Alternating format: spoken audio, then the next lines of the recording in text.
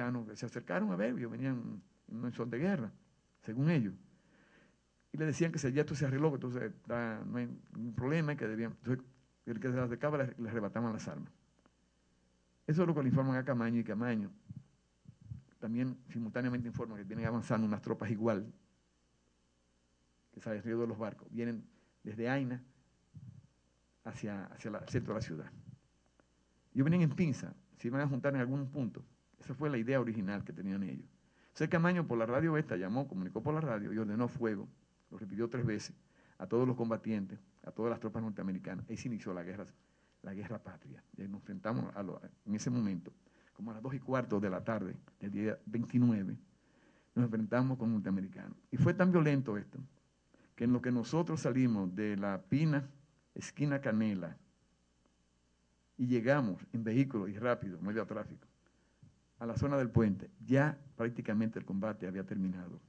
Se habían tomado un gran número de vehículos, de prisioneros y de muertos, y estaban en retirada combatiendo, nos mataron muchísima gente también, y estaban retirándose a toda prisa por el puente, las tropas que pudieron retirarse. Ahí prácticamente cogimos casi todos los vehículos que le agarramos a los norteamericanos en ese combate. Ese combate no lo conoce prácticamente nadie, porque eso lo han ocultado siempre. Y la gente que participaron en esos combates, tanto en el del puente, el primero contra Wessing, como en ese segundo, no eran partidos políticos. Era un pueblo organizado en armas, enfrentando a la opresión que habíamos tenido toda la vida. Y por esto no se conoce como se conocen muchos otros hechos, en que sí participaron ya partidos políticos organizados, que hacen mucha propaganda. Y además el peso que teníamos nosotros de la propaganda norteamericana en contra del movimiento que estábamos haciendo. La guerra, ya que terminamos, los americanos se retiran y comenzamos ya sabiendo de que teníamos perfectamente, Camaño lo sospechaba desde hacía días, pero ya le decía a la gente y muchos no querían creerle. Y miren, ¿sabe que nos dejaron solos? Prácticamente cuando nos enfrentamos a los americanos, nada más quedaron los combatientes que estaban organizando los comandos. Muchísima gente que había vuelto a salir, después que derrotamos a Wessing, volvió a salir huyendo. Lo mismo que se mandaron cuando venían los tanques de Wessing, se volvieron a mandar. Yo recuerdo que Camaño me comisionó a mí esa tarde, en la tarde, para que unos comandos que habían desaparecido, sobre todo los del 14 de junio, que habían escondido todo, que me pusieron en contacto con ellos. Entonces, como yo no tenía mucho contacto, ni Camaño tampoco, con los del 14 de junio, que estaban en la parte sur de la ciudad, me valí de una persona que está viva, el ingeniero Francisco José García Juliá, un viejo amigo mío, compañero de estudio, que era así del 14, para que me habláramos con la gente del 14. Al final él consiguió una reunión en la casa de su abuelo, con gente del 14 y del MPD. Cuando yo fui a hablar con ellos, ya estaba oscureciendo, a darles las instrucciones de que vamos a enfrentar a los norteamericanos y que esto, que aquello. Las personas que vinieron eran gente que yo no conocía a ninguno, eran gente de menores dentro del partido. Y yo quería hablar con los dirigentes. Yo pensaba que Fidelio Despradera era el máximo dirigente. Yo conocía tampoco lo que pasaba el 14 de junio, como había estado con Manolo y esas cosas. Y de ahí, como no resolvimos casi nada con la gente que vino, los emisarios que mandaron, el MPD no mandó a nadie. El 14 de junio mandó 3. Fui a donde unos amigos que vivían en la misma calle, un poco más arriba, donde nos reunimos con los emisarios estos. Y estando ahí, que era la casa de la familia Ibarra Ríos, que era un centro del 14 de junio, le digo a la hembra que murió de cáncer, le pregunto, le digo lo que está pasando, lo que nos ha pasado, que queremos vernos con los dirigentes del 14 de junio y que no aparece nadie. Entonces Luis, el que es juez, Luis murió, Julito, el que es juez, me dice que sí, que en un edificio cercano ahí, frente al cementerio, ahí hay varios dirigentes, ahí está Fidelio. Y yo quise ver a Fidelio y no pude ver a nadie, se escondieron todos. Y los militares que habían llegado, que se habían mandado antes, y los políticos también, que se habían mandado antes, volvieron otra vez. Lo que se mandaron el 27 se mandaron el 29. Eso fue una cosa que nos pasó así. Luego, después de esto, ya se organizó la lucha, no pudimos sacar nunca al presidente Molino Ureña de la embajada. Bueno, realmente lo sacamos una vez, se pudo sacar una vez. Una vez a través de las personas más cercanas a él, que era el ingeniero o arquitecto Espaillat Anita, y Leopoldo Pérez, ellos que habían estado asilados con ellos en la embajada de Colombia, fueron a convencerlo de que saliera. Y él salió de la embajada de Colombia. Pero en el camino les dice a ellos, lo fueron a buscar en una ambulancia, que tenía que entrevistarse con el nuncio. Y cuando llegaron a la anunciatura, se quedaron afuera, el Chapió y entró, y un rato después pasó en el carro del nuncio con la bandera desplegada diciéndole adiós al grupo, se volvió a asilar.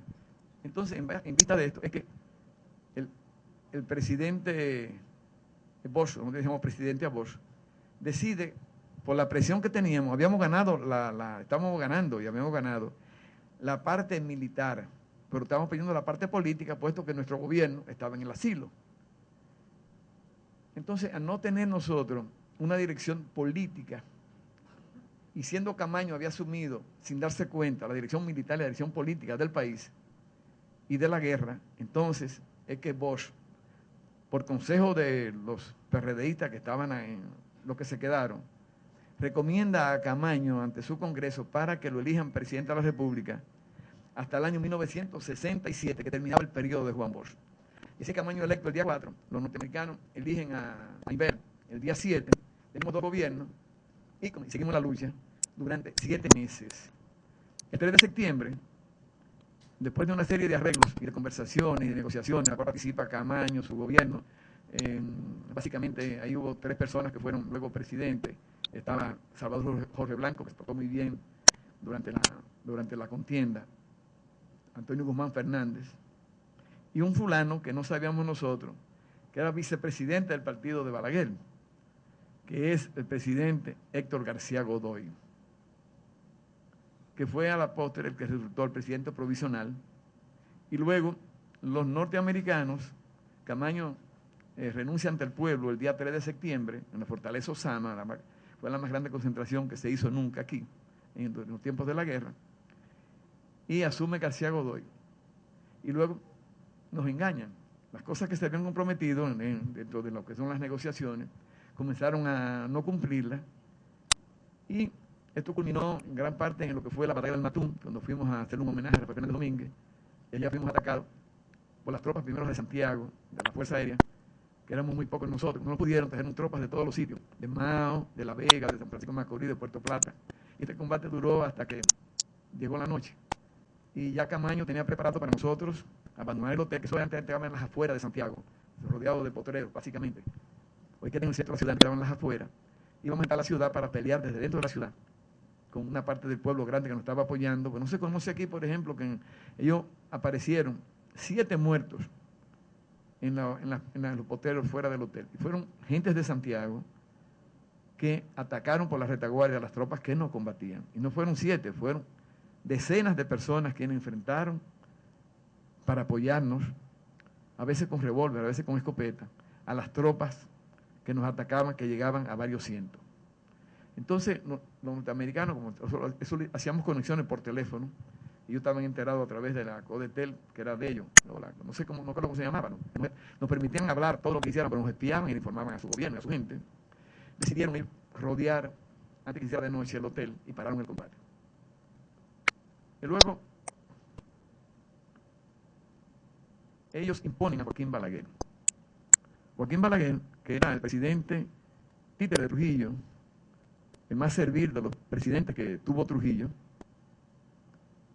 lo traen de Estados Unidos y en unas elecciones, un mamotreto hecho por las tropas de ocupación, eligen a Joaquín Balaguer en contra de Juan Bosch, presidente de la República.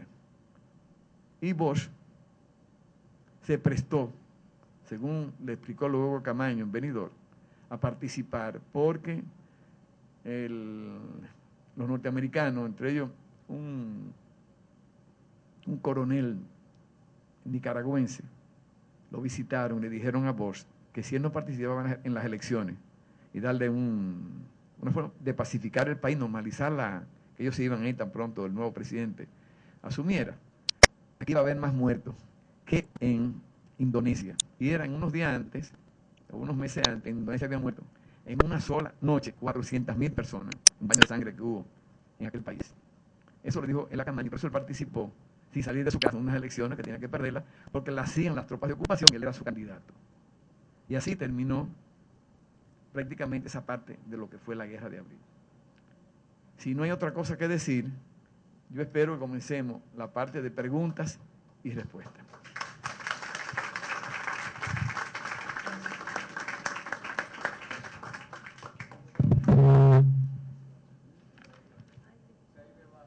Dígame su nombre.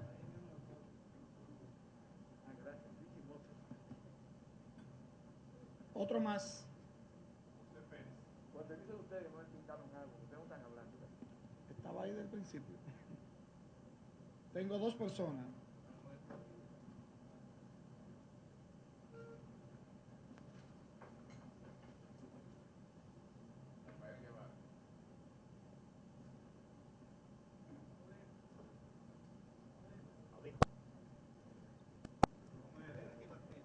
Tranquilo, aquí.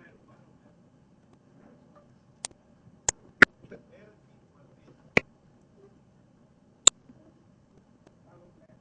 Amado.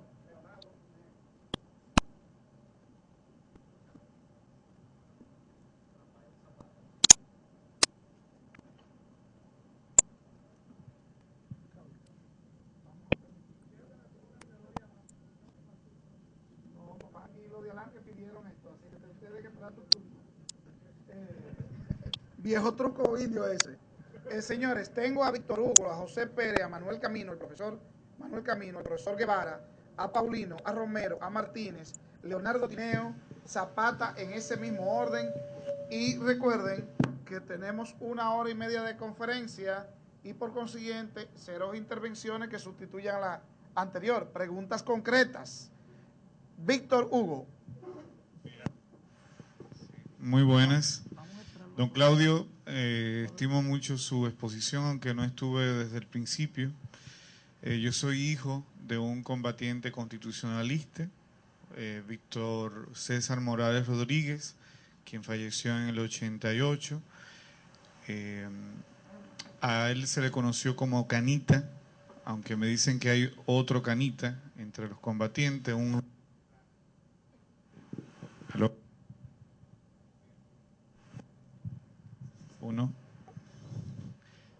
Uno. Parece que se va la sintonía cuando Mi pregunta es, después de perder tantas vidas de dominicanos y dominicanas, y nosotros habernos chupado 12 años, quizás más, al títere del que usted habló, en medio de este ámbito político, donde hay tantos politiqueros, mercantiles, hasta vendepatrias, hay posibilidades de que los constitucionalistas que viven y sus descendientes tengan una propuesta de gobierno decente, de hombres de valía, que nos ayuden a realizar una verdadera revolución a nivel de nuestra república.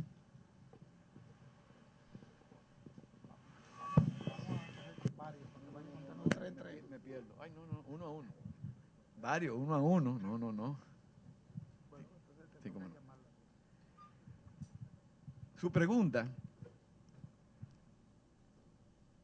realmente me inquieta y me gusta.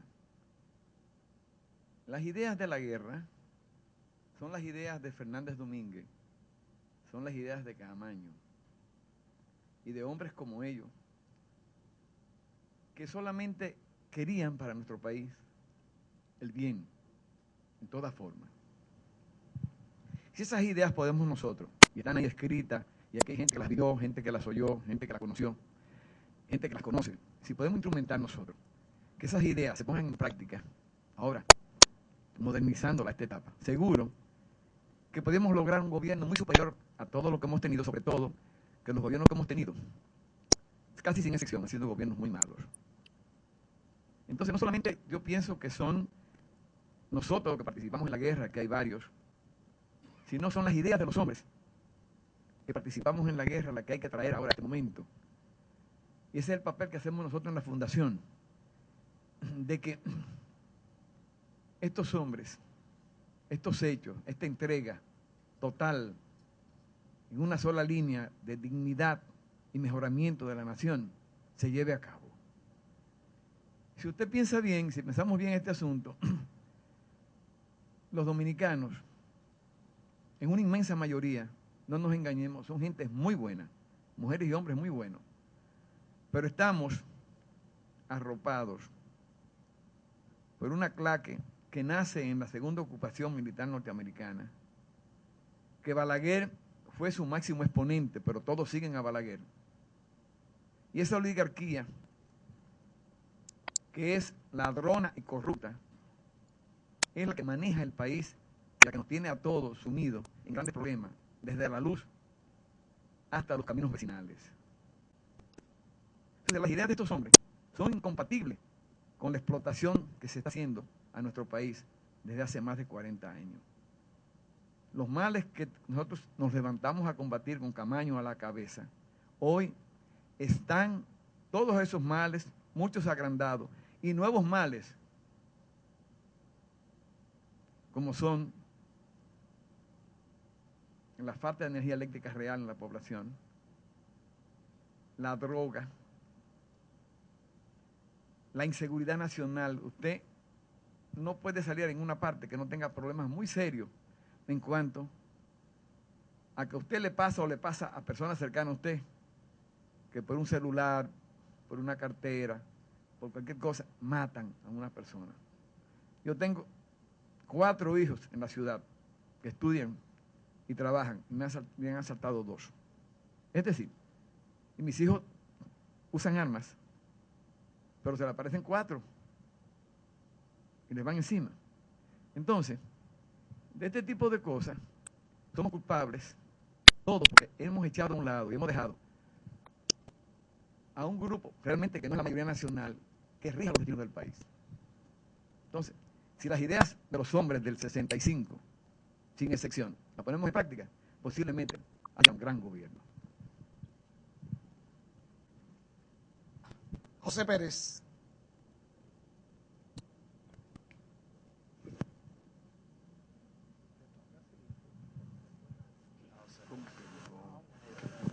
Gracias.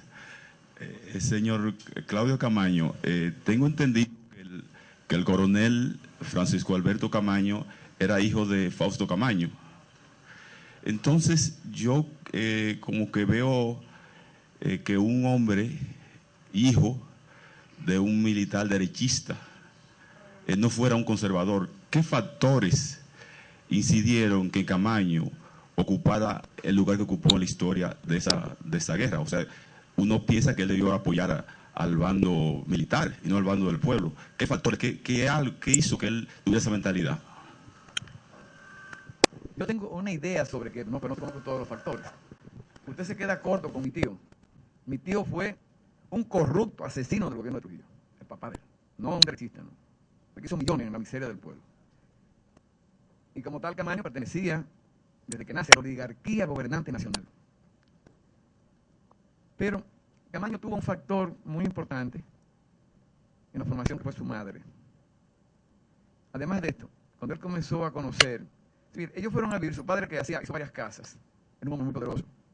Cuando Camaño nació era mayor, y cuando Camaño era un jovencito, ya era jefe del ejército, en los tiempos de Trujillo, no como es ahora, ¿verdad? Entonces ellos hicieron una casa en la calle, creo que en la Francia con Galván, o que pasa un poquito más allá. Entonces en esa casa, eso quedaba junto a un farallón, y ese farallón, eso quedaba a las afueras de la ciudad. De aquel lado del farallón y arriba del farallón, que son eran terrenos muy malos, lo que había un barrio de miseria. Y los primeros amigos que Camaño tuvo, sus amiguitos, con los que se juntó, que salía de su casa, eran niños desnudos, de ahí de ese barrio miseria, marginado, que había en la parte del farallón, lo que es hoy la 27 de febrero y algo así. Entonces los primeros contactos fueron con esos niños, que fueron sus primeros amiguitos, casi todos desnudos y todos muertos de hambre. Entonces él comenzó a regalarle su propia ropa y a tomar comida de su casa para darles a ellos. Luego le tomaba la ropa a sus hermanos y regalaba la ropa de sus hermanos. Y él siempre tuvo esa sensibilidad hacia los pobres, hacia los marginados, hacia los jodidos de nuestro país. Él no asimiló, y yo no sé la razón, que hablé tanto con él, y que una persona también que lo conoció muy bien, quizás mejor que yo, que fue su mujer durante muchos años, él nunca asimiló la vida de la oligarquía nacional dominicana, a pesar de que vivía en ella y se formó en ella. Camaño no sabía bailar. Sus hermanos eran bailarines de primera. Camaño no fue un tipo muy enamorado tampoco. Y sus gustos siempre fueron gustos sencillos, nunca fueron gustos de hábitos. Vivió siempre de su sueldo, nunca tuvo ningún negocio, ni lícito en ninguna parte. Entonces, él tenía condiciones intrínsecas, él, ¿verdad? Con el hijo de su madre. Fue una persona muy religiosa en esa parte de su vida, que lo llevaron a sentirse sumamente indignado con lo que pasaba en el país. Miren, por ejemplo, cuando él tuvo que verse envuelto en Palmasola, que él participa en Palmasola, es el jefe de las tropas de la policía que va a Palmasola, que hicieron aquel genocidio. Después de esto, él me dijo a mí, cuando nos encontramos solos, que estuvo muy disgustado con lo que pasó ahí. Y me dijo, carajo, él me decía primo, ¿no? Yo no me aceptaba que le dijera tío porque éramos casi de la misma edad. Él me llevaba a mí solamente 5 años y algo. Y nos trataba a nivel de primo, porque si yo le decía tío, decía que se veía viejo. Y me dijo, primo, mire, ya yo sí me di cuenta de verdad, en nuestro país no hay personas serias, porque fue una mojiganga lo que le hicieron y partieron ahí. Y a nosotros los serios, nos cogen de pendejos. Eso fue a raíz de Palmasola. Cuando después matan a Manolo, que Manolo se va a la guerrilla como una protesta al golpe de Estado, y en base a una promesa de rendimiento que se hizo públicamente por la radio, si se rendían a respetar su vida, que esto, que aquello, y se tiró en aviones, en volantes, a los campos donde estaban operando, ellos se entregan y los matan a bayonetazo.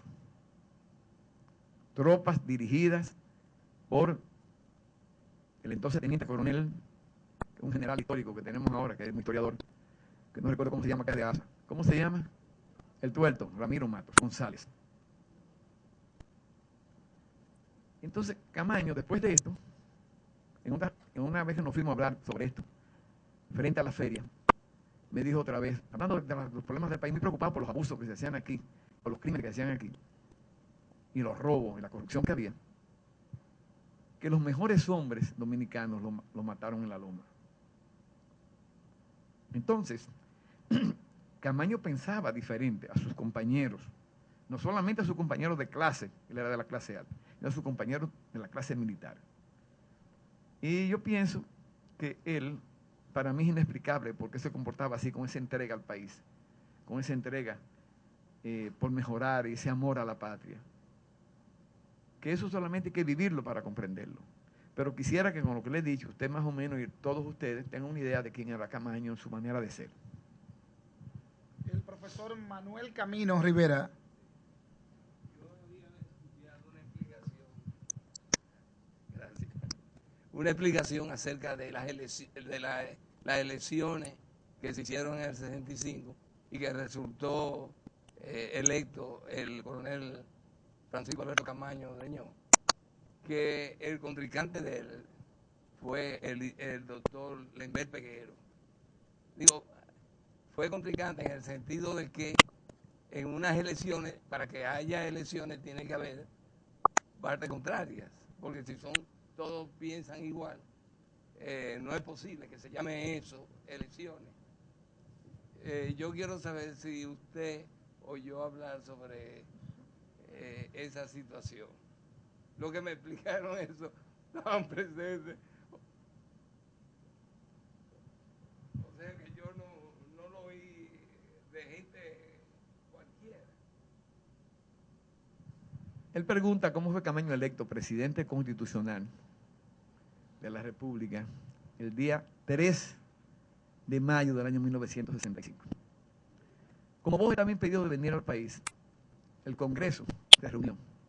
Y no se reunió en su mayoría, vamos a estar claros, los que pudieron hacerlo. El día 3, ya con norteamericanos aquí, metiéndonos manos por todos los sitios.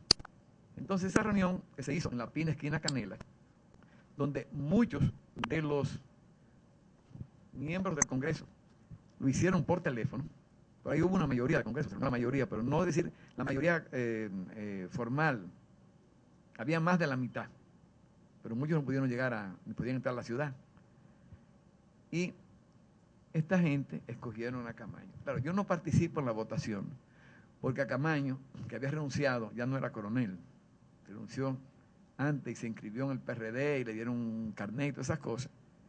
Entonces nosotros se nos pidió que nos fuéramos de ahí, porque no podía estar presente en las elecciones. Y luego se nos fue a buscar para el sitio donde estábamos, que estaba como a 3 esquinas, ya de noche, y llegamos allá, entonces estaban los aplausos y fue la elección y tal. Pero había más de la mitad del Congreso ahí. Y otros lo hicieron por teléfono. Y todos estuvieron de acuerdo en que fuera Camaño. Claro, el contrincante sacó 2 o 3. Hubo dos que sacaron votos, 2 o 3 votos. Yo tengo la nómina completa de lo que estaban, quienes votaron y todo. Pero así fue. Una formalidad de la Constitución del año 1963. Se juramentó esa misma noche ahí, pero Camaño planteó que debía juramentarse, no solamente ante ellos, sino ante los padres de la patria. Y antes de que mudaran los padres de la patria de la Puerta del Conde, entonces al día siguiente, por la mañana, una mañana de mucha lluvia, entonces fue ahí y se juramentó ante ellos. Un papelito que no lo pudo leer, lo iba a leer porque la lluvia le desbarató el papelito en la mano, y habíamos ahí más o menos como 50 personas y como algunos 100 periodistas, que eso no son personas, eran periodistas.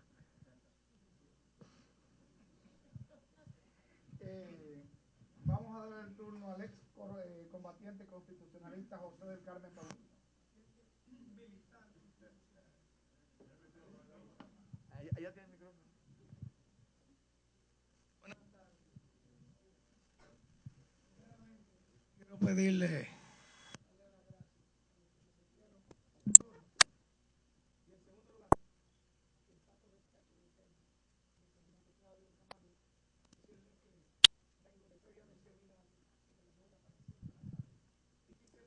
aquí para cumplir.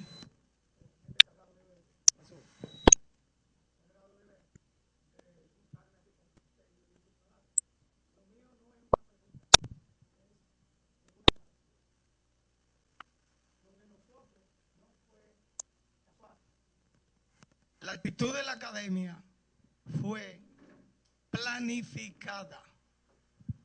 Cuando los cadetes del tercer año llamamos la atención al subdirector de la academia, después de oír la cinta del comandante La Chapelle que nos llamara a los cadetes para que nos uniéramos al movimiento constitucionalista, llamamos la atención al mayor Contín, quien era el oficial superior, siendo subdirector, ya que el director se encontraba en el palacio, el coronel Pedro Merano Viera, y le dijimos que ya sabíamos que se estaba peleando en la ciudad, que se había derrocado el gobierno del triunviro y que el coronel Camaño estaba al mando de las tropas constitucionalistas y que queríamos saber su posición, porque de lo contrario lo hacíamos preso en ese instante.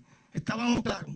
Y Contín, oficial de la primera promoción, graduado en España como es natural y tenía conocimiento, nos dijo: muchachos, cálmense, yo estoy con ustedes. Ahora dígame qué debemos hacer.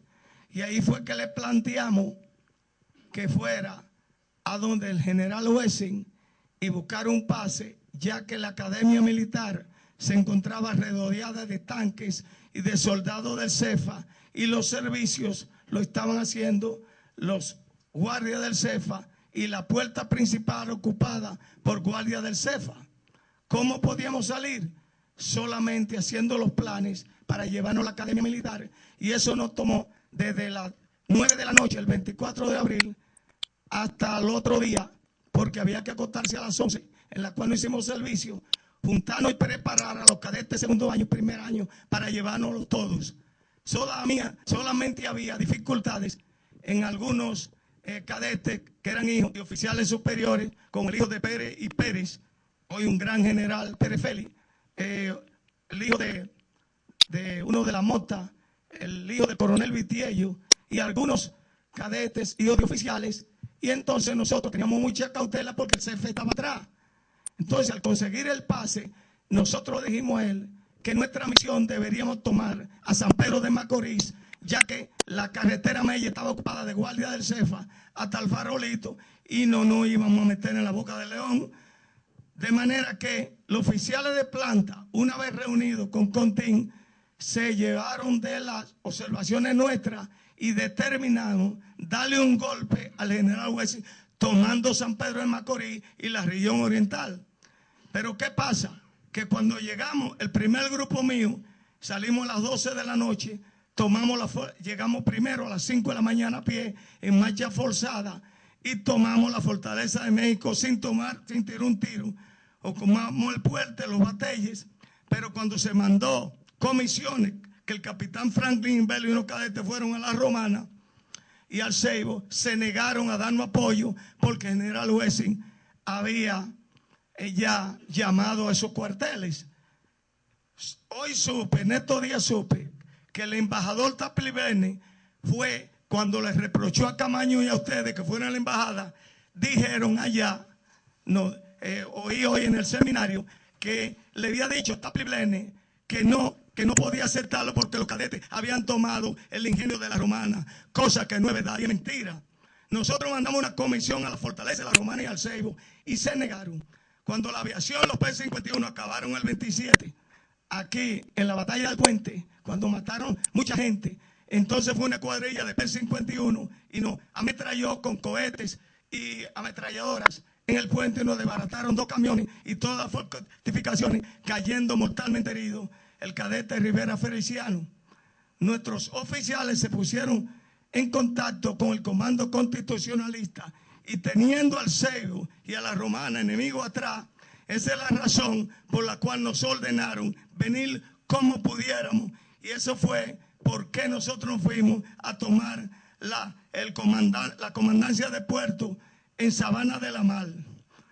Durante el transcurso nosotros íbamos cortando toda la línea de comunicación telefónica, y cuando tomaron el comando de comandancia de puerto de Sabana de la Mar, le quitamos una lancha de desembarco para desembarcar en Samaná. Ustedes saben que en la guardia, en guerra, cosa que no teníamos experiencia, pero la lógica psicológica, uno dice que va a desembarcar en un sitio, pero tiene que cambiar de ruta para que no le hagan lado. A 2 millas náuticas, recuerdo que el capitán Jerry Arismendi le puso una ametralladora Thompson al sargento que comandaba la embarcación y le dijo: desembárqueme en Sancho, le vuelo la cabeza. Supimos que nos estaban esperando con ametralladora en las playas, y a las 3 de la mañana, cruzando la bahía de Samaná, le pasamos un portaavión americano y apagamos las luces, y ya andaban los vampiros y los P-51 buscándonos. Esa aclaración la digo porque muchas veces a nosotros se nos ha dicho que los cadetes salimos huyendo. Nosotros, por idear el patriotismo, pudiéramos vernos quedar en la academia. Sin embargo, como éramos formados por Fernández Domínguez, tomamos esa decisión, y la decisión estaba clara, que era tomar a San Pedro de Macorís y tirar la proclama para avisarle al comando constitucionalista que ya habíamos ocupado San Pedro y que estábamos con la revolución. Muchas gracias.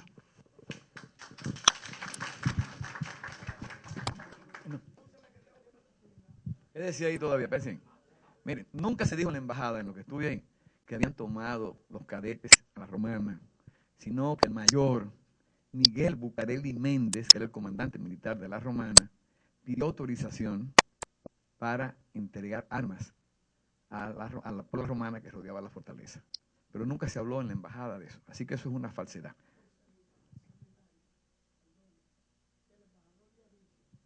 Óigame, yo estaba ahí joven, ¿qué pasó? Vamos. No, pero no fue así. Pero seguimos. El profesor Guevara. Bien. Saludos a la familia.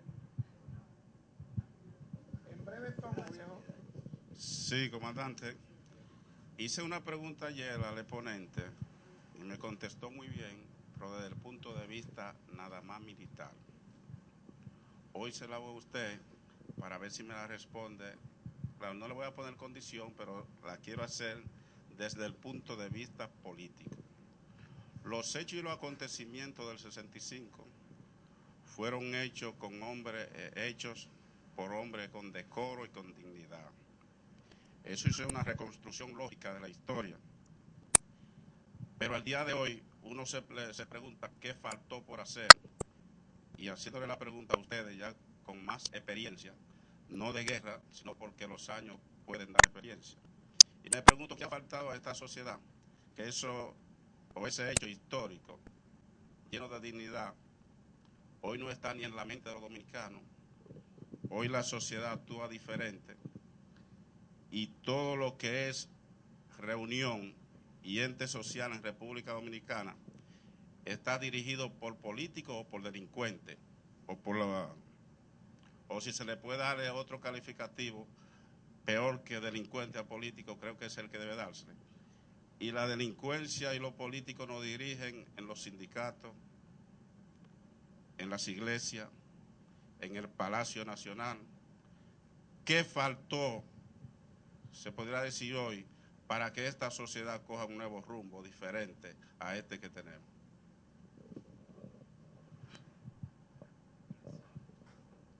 Nunca he sido político, pero vamos a ver qué le digo. Miren, aquí no faltó nada, aquí lo que sobró fue la intervención militar de los Estados Unidos. Eso fue lo que dio al traste con toda la ilusión, todo el empeño, toda la sangre que se derramó en el año 65. Entonces, nos impone un gobierno que era un gobierno, prácticamente un gobernador de los Estados Unidos. Y este personaje, que ha sido la persona más corrupta que hemos tenido en la historia moderna, dirigido, preparado por los Estados Unidos, llenó el ámbito nacional con el apoyo de los Estados Unidos durante casi 3 décadas. Y los partidos políticos que tenemos ahora, todos tratan de imitar el éxito que tuvo Joaquín Balaguer. Por eso es que la corrupción, que se roba la felicidad, se roba el desarrollo, se roba el respeto de los dominicanos, no tiene un solo preso, no hay un solo maldito corrupto preso, porque el sistema que nos impusieron a través de Joaquín Balaguer hoy sigue imperando en República Dominicana. La corrupción es la dueña de la nación. Y hay algo más, que es lo que se está acercando ahora. Los Estados Unidos ya no pretenden robarnos las tierras, ni el trabajo, ni la materia prima que tenemos en el suelo o fuera del suelo. Sino hoy los norteamericanos quieren que un país como el nuestro, tan cercano a ellos, que quede en el centro de las comunicaciones. Bienvenido, Rafael Oviedo, llegó usted muy temprano. Nos roban las comunicaciones. Digo, estamos en el centro de las comunicaciones. Que este país pasa a ser un país básicamente de servicio dentro de lo que es la globalización de la economía mundial que viene impuesta. Y hoy lo que fuimos para ellos muy beneficioso en el pasado, hoy lo que quieren de nosotros es que seamos un país más desarrollado, que tengamos capacidad de comprar y de servirles a ellos en el turismo, la banca, etcétera, etcétera. Entonces, hoy tenemos un país que se está disociando de lo que fue en un principio, hace 40 años, los intereses norteamericanos aquí. Y aún no nos damos cuenta nosotros de que hoy por hoy los norteamericanos tienen otros intereses que no son la explotación formal y brutal que cometieron hasta hace 40 años de pueblos como el nuestro. El señor Romero.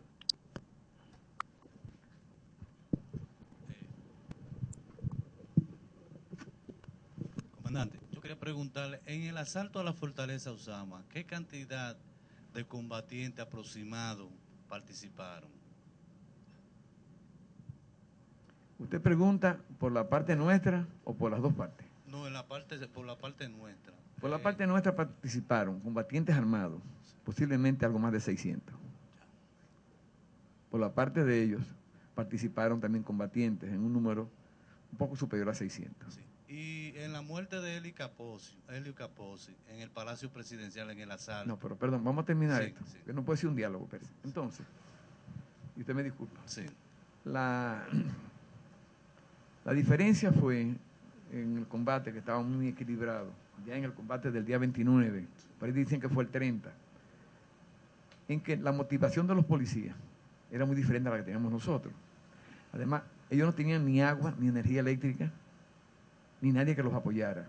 Nosotros teníamos los 600 nuestros, tenían todo un pueblo, que si habían 600 armados, habían por lo menos 3.000 desarmados, que estaban apoyando ese esfuerzo contra las tropas de la policía, que combatieron muy bien.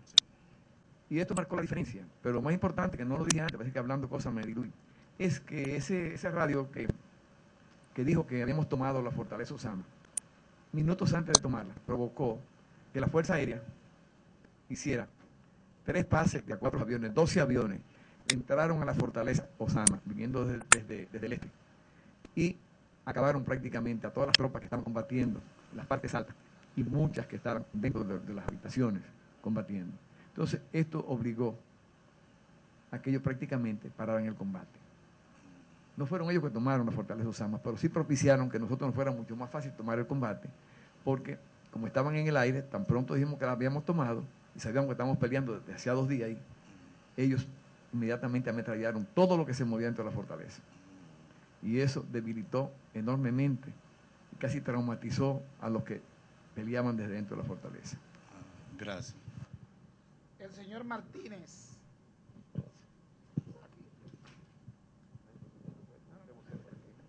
Buenas tardes, mi nombre es Delqui Martínez, para los que no lo recuerdan. Coronel Claudio Camaño. Mayor.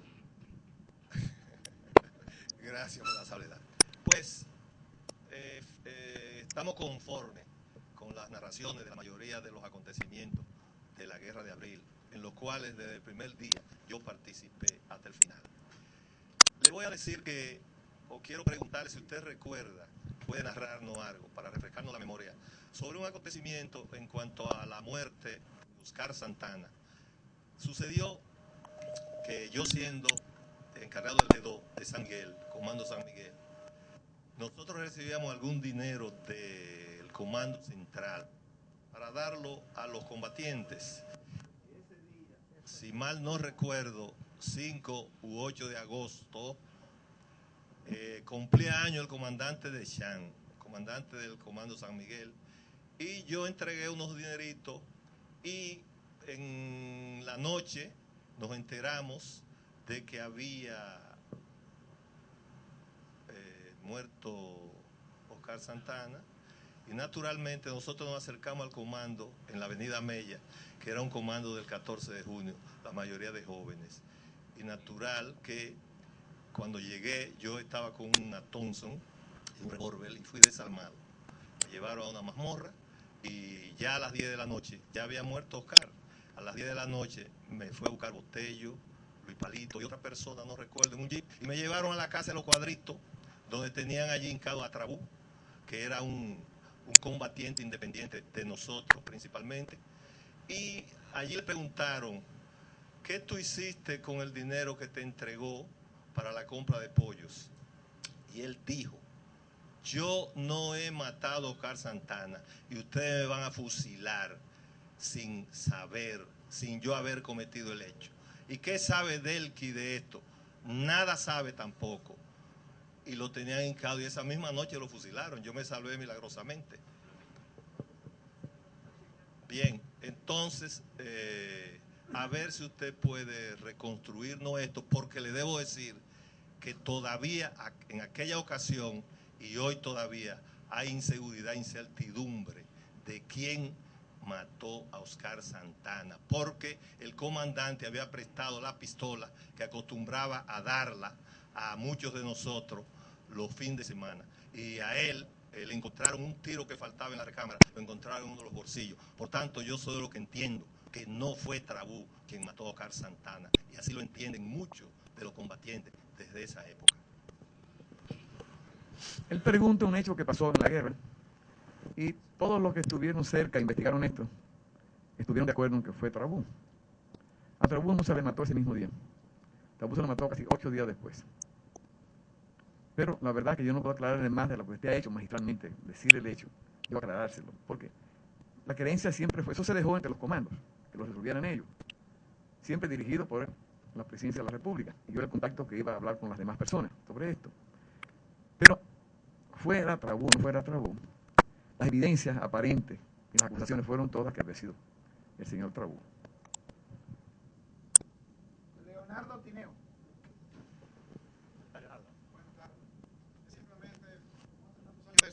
Aclarar qué tiene su mente de dos situaciones. En Santiago, cuando ustedes fueron atacados, salieron de la iglesia, fueron al cementerio, sonaron los disparos del edificio de 3 pisos que había. Todo el mundo salió bien. Ahí se demostró cuando se subió en la tumba llamando a la gente. Y la serenidad tremenda de Laura Fernández con sus hijos cuando comenzaron a recoger a la gente al hotel. Cuando comenzó el ataque al hotel, se sabe exactamente quién dio esa orden, porque no vino de García Colón en la presidencia. Y era un ataque en una explanada, porque no había nada entre el obelisco y el hotel. Cuando ustedes estaban casi con poco armamento, solamente fusiles automáticos, no tenían armas pesadas. Pero mandando a esos soldados de esa explanada, en fila, a avanzar sobre esa posición. ¿Sabe quién fue el oficial del ejército regular que ordenó esa cosa, el responsable? En esa etapa, ¿cuántas bajas hubo que ustedes supongan que pasó en ese ataque? Porque duró casi hasta las 5 de la tarde, cuando la tropa de intención, para que ustedes pudieran. Gracias. Mire, no era tan sencillo como usted lo explicó. Lo primero que llegó, cuando fuimos a ese homenaje, cuando regresamos al hotel, nos tenían un desayuno, era de un incidente que pasó en el cementerio. Dos soldados, estuvieron en una torre cercana donde estaban los bomberos o algo por ahí, un edificio alto, dispararon, pero no hirieron a nadie. Y un grupo de gente de Santiago, que estaba al mando Víctor Bisonó, tomaron a los dos fulanos, le quitaron los fusiles, y lo maltrataron, no mataron a ninguno. Establecieron, incluso ellos conocían a la gente de Santiago, la que estaba en la seguridad, en esa área. Luego cuando fuimos al hotel, a un desayuno, donde nos esperaban allá más o menos 100.000 personas, incluyendo niños y cosas así, que participaron muchísimas escuelas, también nosotros en la primera parte, un desfile desde la iglesia de la Altagracia hasta el cementerio, que prácticamente la gran masa eran estudiantes de las escuelas de Santiago, uniformados y todo. Entonces cuando llegamos al hotel, al desayuno, donde nos esperaban una gran cantidad de personas de Santiago, y estando nosotros, Camaño y unos más alrededor de la piscina, hablando con un sacerdote, comenzó una balacera que nos sorprendió a todos. Y esto fue un camión de volteo que llegó con un pelotón, hablando de un teniente, que hoy decir que se llamaba Meneito el teniente, y se situó en la esquina, porque antes el hotel quedaba en las afueras, subiendo, hoy se baja de esa calle, no se sube, en la esquina noroeste del hotel, ahí se paró el camión, lo que había alrededor, la explanada estaba al frente, y lo que había alrededor, después hacia el sur, hacia el sureste, era un potrero. Se apiaron ahí los 40 hombres, y fueron a las ventanas, desde afuera, y comenzaron a disparar todos. Y ahí comenzó el combate con ellos. Simultáneamente yo pensaba en que esa gente nos iban a apabullar, los 40 soldados al mando del tal Meneito. Pero como no pudieron, prácticamente matamos casi todos los soldados, entonces fue cuando comenzó la cosa en grande. Entonces sí, hubo un despliegue de tropas, no solamente en la explanada que había adelante, que eso lo habían hecho con tractores, habían allanado eso, y es lo que lo usábamos para practicar los desfiles, estando en Santiago. Ahí va la fuerza, el ejército, en este caso la policía de Mona también entró, y entré yo con la policía, a practicar ahí esa explanada en las afueras de la ciudad, las órdenes de marcha para los desfiles. Entonces, situaron una serie de armas pesadas en la base y en algunas partes más altas del monumento que hoy se llama a los héroes de la Restauración. Y trajeron tropas que avanzaron por la explanada, que no tenían ninguna protección, y esas tropas también fueron abatidas casi todas. Entonces luego trajeron más tropas y más tanques y rodearon el hotel completo. Entonces peleamos rodeados.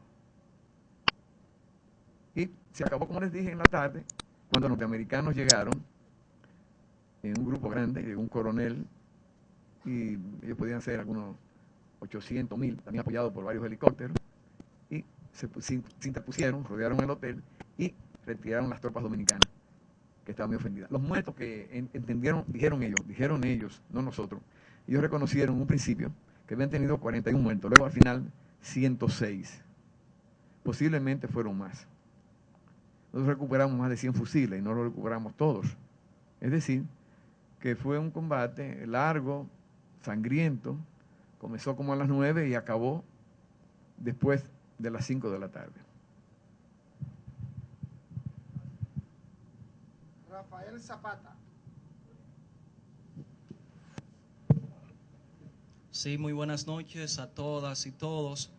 Mayor Camaño, le confieso que el haber asistido a esta conferencia será una experiencia inolvidable para mi vida por los grandes conocimientos que logré insertarle a mi intelecto debido a su gran disertación. Mi pregunta es la siguiente. A su juicio, ¿cuáles fueron las estrategias claves que les permitieron a los constitucionalistas vencer el ejército de Oessing, a pesar de estos contar con tan pocas armas en comparación con sus adversarios? Es cuanto. Antes de terminar de contestar, debo contestarle que se me quedó una pregunta. ¿Quién dirigió todo aquello? Quien mandó todo esto fue el secretario de las Fuerzas Armadas, que en su momento era el comodoro Francisco Javier Rivera Caminero.